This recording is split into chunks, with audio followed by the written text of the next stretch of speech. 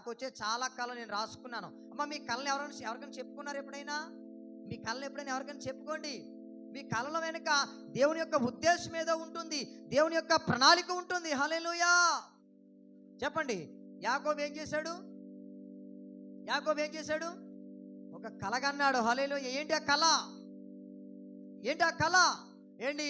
ఆయన ఒక రాయి దగ్గర ఒక రాయిని తలగడగా చేసుకుని పడుకుంటే ఆయనకు ఒక కళ వస్తుంది. ఏంటి ఆ కళ? ఆకాశం నుండి దేవదూతల కింద దిగి వస్తున్నాయంట. హల్లెలూయా. కింద నుంచి ఆకాశం పైకి ఎక్కుతున్నారంటే నిచ్చెన ఉందంట. ఒక నిచ్చెన చూశాడు, ఆకాశం నుండి కిందకి రావడం, కింద నుంచి పైకి వెళ్ళడం అని ఆయన ఒక దర్శనాన్ని చూశాడు. యోసేపు కూడా అనేకమైనటువంటి కళ్ళు వస్తూ ఉండేవి. యోసేపుకి వచ్చేటువంటి కళ్ళన్నీ జరిగాయి లేదా చెప్పండి? జరిగాయి. అబ్రహాముకి దేవుడు కూడా ఆ దర్శనం ద్వారానే అబ్రహామా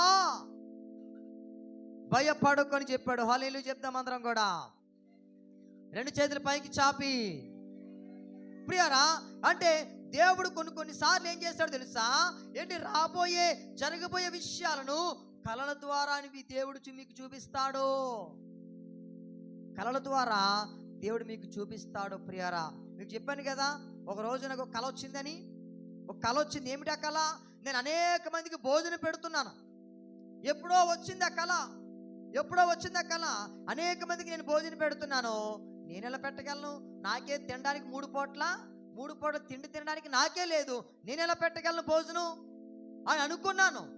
కానీ ప్రియరా, ఒకరోజు నేను కేరళ మీటింగ్కి వెళ్ళినప్పుడు అక్కడ టీజో థామస్ గారు ఉన్నారు. ఎక్కడో ఉన్నటువంటి అన్ని వేల మంది ప్రజలలో ఇక్కడ ఒక దైవజనుడు ఉన్నాడు. ఆ దైవజనుడి పేరు లాజరు అని చెప్పి వెంటనే లాజరు అనేవారు ఎవరైనా ఉన్నారా అక్కడ అని చెప్పాడు. అప్పుడు నేను చేయి పైకి చూపించాను, పైకి లేచి నిలబడ్డాను. వెంటనే ఆయన ముందుకు రమ్మని చెప్పాడు. ముందుకు వెళ్ళినట్నే ఆయన చెప్తూ ఉన్నాడు, దేవుడు నీ పట్ల ఒక దర్శనాన్ని కలిగి ఉన్నాడు.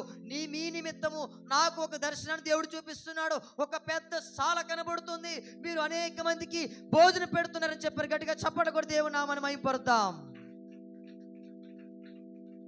ఎప్పుడో నాకు 10 సంవత్సరాల క్రితం వచ్చినటువంటి కళ, దర్శనం, మరలా అదే దర్శనం ఎవరికి వచ్చింది?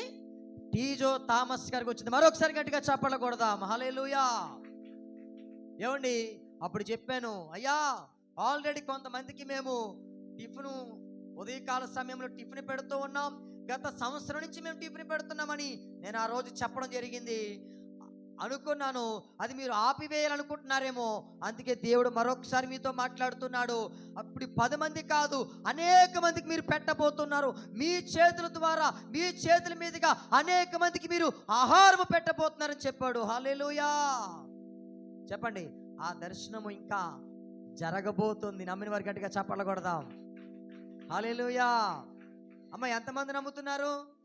అనేక మందికి నేను ఆహారం పెడతానని నమ్ముతున్నారా? కొంతమంది మీరు ఎలా పెడతారు పాస్టర్ గారు, మీకే బోళ్ళు అప్పులు ఉన్నాయి కదా, ఇదిగో నెలకి 20,000 ఈఎంఐలు కడుతున్నారు, చర్చి లోన్లు కడుతున్నారు, ఇంటి లోన్లు కడుతున్నారు, మీరు ఎలా పెడతారన్నో అని అనుకుంటున్నారు ఎవరైనా? యేసు నామములో ఆలోచనలన్నీ నశించిపోను గాక. 2.5 ఇది 3వ సంవత్సరం. ఇక్కడ రోజుకి 10 మంది, 12 మంది, 14 మంది, 15 మంది వస్తున్నారు. ఇక కొంతమంది ఉన్నారు, కొంతమంది వెళ్ళిపోయారు.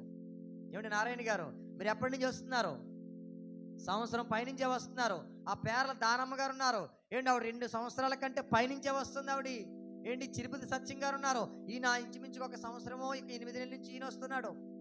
ఆ ఉదయం కొంతమంది వెళ్ళిపోయారు, వాళ్ళు కూడా 2 సంవత్సరాలు పైబడి వస్తున్నారు. ప్రియరా, దేవునికి అసాధ్యమైనది ఏమైనా ఉన్నదా అంటే దేవునికి అసాధ్యమైనది ఏమీ లేదు. గట్టిగా చప్పట్లు కూడా దేవుని నామాన్ని మహిమపరుద్దాం.